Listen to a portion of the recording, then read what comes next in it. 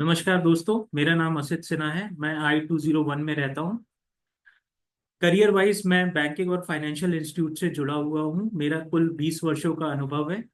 अपने कार्य के माध्यम से मैं विभिन्न देशों में अपनी सेवाएं प्रदान कर चुका हूँ, जहाँ से मैंने मल्टी कल्चरल और मल्टी जोग्राफिकल एक्सपीरियंसेस गेन किए, जो कि मेरी करियर में और मेरे व्यक्तित्व में जिनकी अहम योगदान रहा है। अपने कार्य क्षेत्र के माध्यम से मैं विभिन्न सामाजिक संस्थाओं से जुड़ा रहा हूँ, जिसमें दिशा फाउंडेशन एक अहम है, जिसके थ्रू मैंने वृक्षारोपण अभियान या चाइल्ड वेलफेयर, एजुकेशन वेलफेयर, इन सब चीज़ों में अपनी अग्रणी भूमिका निभाई। अगर सोसाइटी की बात करूँ तो मैं सोसाइटी में भी जो हमारे वेरियस इनिशिएटिव्स हैं, चाहे प्लांटेशन के हों, बाजार के मुद्दे हों, रजिस्ट्री से रिलेटेड डेमोन्स्ट्रेशन हो, उसमें मैंने अपनी अग्रणी भूमिका निभाई है। आई जे आई टावर में रहने के नाते अगर मैं बात करूं तो IJH की जो समस्याएं हैं वो बाकी टावरों से थोड़ी भिन्न है। रीजन भी कि IJH जो है हमारा मार्केट से सराउंडेड है। हमारे यहाँ जो जोग्राफिकल या जो हमारी प्लेसमेंट है टावर्स की, वो काफी प्रोन है टुवर्ड्स एक्सीडेंट्स, क्योंकि यहाँ इरेगुलर मार्केट चलता है जिसके ऊपर किसी का विशेष ध्यान नहीं है। जब कुछ दुर्घटनाएं होती हैं तो सब उठ के आ जाते हैं, बट अगर कुछ नहीं हो रहा है तो किसी का ध्यान नहीं जा रहा है कि यहाँ कोयले की भट्टियां जल रही हैं, जिसके कारण से प्रदूषण जो है वो आपके नीचे के फ्लोर्स में और ऊपर के फ्लोर्स तक इम्पैक्ट जाता है। प्लस जो इनकी गंदगी है, जो कूड़ा फैलाते हैं, जिसके कारण से दुर्गंध और मक्खी मच्छर चूहों की समस्याएं जो है ये हर टावर को इम्पैक्ट करते हैं, डायरेक्टली या इनडायरेक्टली। इस चीज में सोसाइटी का विशेष ध्यान नहीं है। अगर मैं AOA की बात करूं, AO1 में भी काफी कुछ हुआ। AO2 में जो फायर एक्सीडेंट हुआ उसके बाद आपने FIR नहीं लॉन्च करी, जिसके कारण से ये चीजें ब्रॉडली एक हाई लेवल पे एक एक बोला जाए तो कॉम्प्रोमाइज हो गई या सेटल हो गई। पर बिल्डर ने इस पे कोई एक्शन नहीं लिया, सिवाय कियोस्क हटा के जो उसके ऊपर मिट्टी डाल दी। कियोस्क हटना जो था वो सॉल्यूशन जो था वो उतना इफेक्टिव नहीं रहा, क्योंकि जो हमने येलो लाइन बनाई थी मार्केट की, वो सारे कियोस्क उठ के उन येलो लाइन के बाहर लग गए, जिसपे किसी ने फोकस नहीं किया।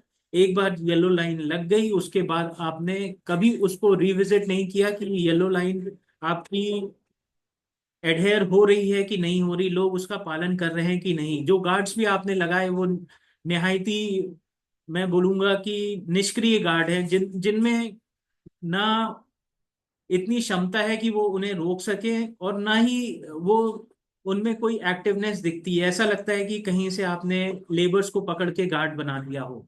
तो जिसके कारण से आप एओए को कहीं ना कहीं बोल सकते हैं कि ये इनकी फेलियर थी इन टर्म्स ऑफ मार्केट को गेज करने के लिए। सोसाइटी की रजिस्ट्री की बात करें, जो कि हमारा मेन मुद्दा होना चाहिए, कंसिडरिंग AOA1 में 80% आपका बेसमेंट कंप्लीट हो गया था, बेसमेंट 2 काफी हद तक सोसाइटी के काम पूरे हो गए थे, चाहे स्विमिंग पूल हो, club house half way operational था, बस जिम और एयर कंडीशनिंग की जो बात थी वो रह रही थी हमारे क्लब को फुली ऑपरेशनल बनाने में। पर वहां पर भी ढिलाई हुई। स्विमिंग पूल जो इन्होंने खोला वो खाली 2 महीने चल पाया, उसके बाद वो पूरी गर्मियों बंद रहा। उसके बाद जो इन्होंने जिम भी लगवाई, जिम भी सब स्टैंडर्ड की जिम है, और बिना AC के जिम का कोई यूसेज भी नहीं है। तो जहां बिल्डर पे फोकस करके आप ये चीजें स्टार्टिंग ऑफ द ईयर में करा सकते थे, वो कहीं ना कहीं मुझे लगता है कि इलेक्शन के मद्देनजर रखते हुए आपने बिल्डर के साथ सेटिंग करके अपनी चीजों को थोड़ा सा चमकाने की कोशिश करी है, जो कि रेसिडेंट्स देख रहे हैं कि ये सिर्फ एक चुनावी स्टंट है, ना कि एक्चुअल में आपने इस पे कोई काम किया है। अगर मैं बात करूं, IJH में हमारा सेकंड एग्जिट नहीं है। सेकंड एग्जिट पर्टिकुलरली अगर मैं बात करूं आई टावर की, आई टावर में अगर आप ग्राउंड फ्लोर पे देखेंगे, एक कपड़ों का गोडाउन पिछले कई सालों से मुझे दिखता है। पर AOA ने कभी ये जहमत नहीं उठाई कि उसको नोटिस दिया जाए या उसको खाली कराया जाए। ये इलेक्शन के पहले इन्होंने पहला नोटिस दिया है, जिसके बाद उस पर कोई एक्शन नहीं हुआ, कि ना उनसे टाइम फ्रेम लिया कि कब खाली हो। अगर ये गोडाउन और सेकंड एग्जिट नहीं है हमारे पास, तो गोडाउन में अगर कभी आग लग गई तो आई टावर के रेसिडेंट्स टावर के बाहर भी नहीं जा पाएंगे, वो सेकंड एग्जिट तो है ही नहीं। और जो आग आपकी लिफ्ट के साथ लगेगी, क्योंकि वो जो फ्लैट है वो बिल्कुल लिफ्ट से लगा हुआ है, तो आपकी लिफ्ट्स भी निष्क्रिय, आप निकल ही नहीं सकते टावर के बाहर। तो ये एक बड़ा मुद्दा है जिसपे किसी का फोकस नहीं है, कंसिडरिंग कि हमारे पास कई बार आग लग चुकी है, बट इस पे ध्यान किसी ने नहीं डाला। उसके बाद मैं बात करूं बाउंड्री वॉल की, मार्केट की बाउंड्री वॉल जो कि कंप्लीट होनी चाहिए थी इस टेन्योर में। 70 to 80% बाउंड्री वॉल आपकी टेन्योर वन में कंप्लीट थी, खाली हमें 20-25% का काम करना था, मार्केट का स्टे हटाना था। हमने 8 लाख रुपए लीगल फीस भरी 2 सालों में, बस उसका आउटपुट किसी ने नहीं इवेलुएट किया कि क्या उससे हमें रिटर्न ऑन इन्वेस्टमेंट प्राप्त हुआ। मार्केट का स्टे नहीं हटा, रेरा में हमारा केस नहीं रजिस्टर हुआ, और भी जो हमारे वेरियस लीगल एस्पेक्ट्स थे उन पे कोई प्रोग्रेस नहीं दिखी, जो कि एक बिग फेलियर है एवे पार्ट 2 का। उसके बाद मैं बात करूं बेसमेंट की, बेसमेंट में की अगर हम देखें तो हो सकता है कि अभी आपको उतना नजर नहीं आ रहा हो, रीजन भी कि अभी बरसात नहीं है, अभी चीजें थोड़ी सेटल्ड हैं ठंड के मौसम में। बट यही चीज गर्मियों में जब पानी की यूसेज में बढ़ोतरी होती है, प्लस आपका रेन की बात करूं, रेनी सीजन की, तो बेसमेंट 2 में आप खड़े भी नहीं हो सकते। अगर आपने गाड़ियां लगाई हैं तो आपको ये सोचिए कि ढूंढना पड़ेगा कि आप गाड़ी कहाँ लगाओ जहां पानी ना गिर रहा हो।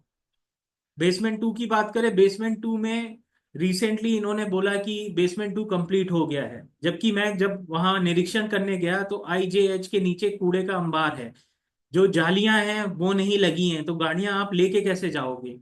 मार्किंग की बात करूं, मार्किंग में आपने कोई भी, जो बोलते हैं कि आपने एक सेंसेबल या माइंडफुल मार्किंग की बात करूं, वो नहीं हुई है। बिल्डर ने अपने हिसाब से मार्क कर दिया, एओए का उसमें कोई हस्तक्षेप नहीं रहा कि आप कम से कम जो टावर के लोग हैं उनको टावर के नीचे पार्किंग दो। आई की पार्किंग आपकी जे के पास है, जे की पार्किंग जी के पास है, एच की भगवान जाने कहाँ है। तो पार्किंग मार्किंग में एओए ने अपनी तरफ से कोई योगदान नहीं दिया। रजिस्ट्री की बात करूं, जो रजिस्ट्री में हमारा फोकस रहना चाहिए था, वो फोकस बिल्कुल ही, मैं बोलूं तो डीरेल हो चुका है, जिसमें लगता है कि एओए का रजिस्ट्री कराने का कोई इरादा नहीं है, वो सिर्फ बिल्डर की मर्जी पे है कि बिल्डर पैसा देगा तो हमारी रजिस्ट्री होगी, नहीं तो हम बैठे हैं बिल्डर के इंतजार में। तो दोस्तों मैं कह दूं कि ये कभी नहीं होगा। अगर बिल्डर को पैसा देना होता तो वो बहुत पहले दे देता है। ये होगा हमारे आपसी प्रयासों से, हमारी एकजुटता से, और बिल्डर के ऊपर प्रेशर बनाने से।